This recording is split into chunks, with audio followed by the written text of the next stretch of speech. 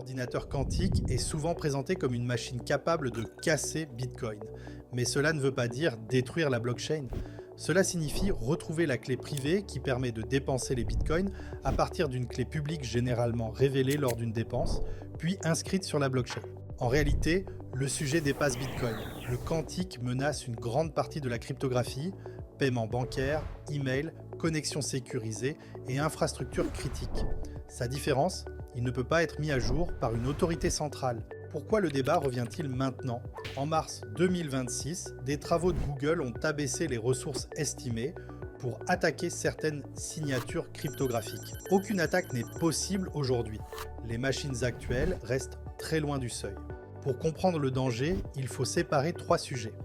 Le premier, le minage consiste à résoudre un problème cryptographique.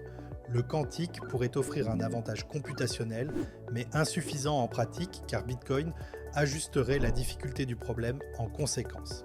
Le deuxième, le vol à chaud, une attaque pendant qu'une transaction attend confirmation, car la clé publique devient visible et l'attaquant devrait retrouver la clé privée en quelques minutes. C'est spectaculaire, mais très exigeant. Si Bitcoin adopte des signatures post-quantiques, les utilisateurs pourraient migrer leurs fonds vers ces formats et réduire ce risque. Le troisième, le vrai sujet, le vol à froid.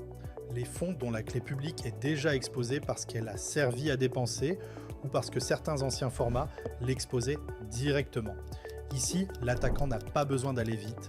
Si le propriétaire est là, il peut migrer ses fonds, mais si la clé est perdue ou si le propriétaire n'est plus là, personne ne peut agir à sa place. C'est là que le débat devient politique.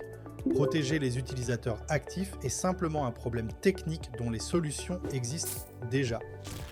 Décider du sort des bitcoins abandonnés, lui, relève de la gouvernance. Des pistes existent, mais le vrai défi sera la coordination. Le minage, pas un sujet. Le vol à chaud, trop exigeant. Le vol à froid ne menace vraiment que les bitcoins perdus. Face au quantique, Bitcoin ne sera donc pas cassé. Il devra évoluer et surtout se coordonner. Au fond, le quantique fait moins peur qu'il n'oblige à anticiper. Une échéance lointaine à laquelle Bitcoin se prépare déjà.